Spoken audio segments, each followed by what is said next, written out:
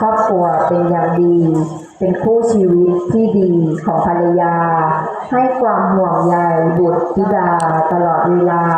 ทำให้ครอบครัวมีความอบอุ่นและเป็นครอบครัวที่มีความสุขอย่างยิ่ง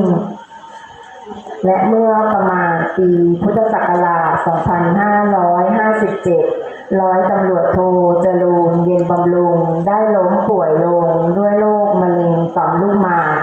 และเข้ารับการรักษาพยาบาลที่โรงพยาบาลศิริราชและโรงพยาบาลสิงห์บุรีต่อเนื่องเรื่อยมา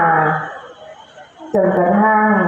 ท่านได้จากไปอย่างสงบเมื่อวันที่ 29 มกราคม พุทธศักราช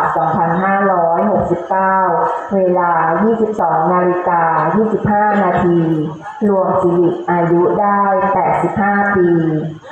การจากไปของร้อยตำรวจโทจรูญเย็นบำรุงในครั้งนี้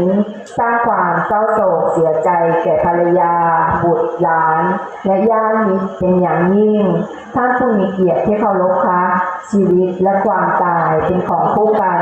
ที่ใดมีเกิดที่นั่นต้องมีตายชีวิตทั้งหลายถูกความเกิดความเจ็บความแก่เบียดเบียนย่อมเสื่อมสิ้นไปตามกาลเวลาครั้งถึงการกำหนดแล้วก็ย่อมแตกสลายไปพระพุทธศาสนิกชนจึงประกอบแต่ความดีเป็นนิจเพื่อความสงบสุขของชีวิตในปัจจุบัน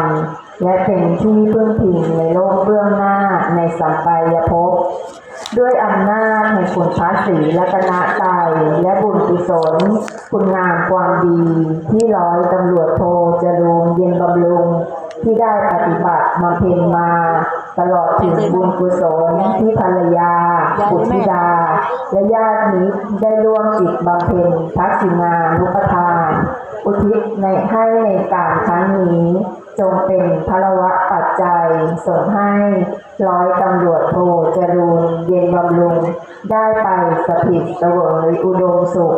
ในทิพยวิมานสุคติสถานในสัมปายภพด้วยเถิดสุดท้ายนี้ขอเรียนเชิญท่านผู้มีเกียรติทุกท่านได้ร่วมจิตอธิษฐานเพื่ออุทิศส่วนกุศลและส่งดวงวิญญาณของร้อยตำรวจโทจรูญเย็นบำรุงให้ไปสู่สุคติในสัมปายภพด้วยการยืนไว้อาลัยโดยพร้อมเพรียงกันขอเรียนเชิญค่ะ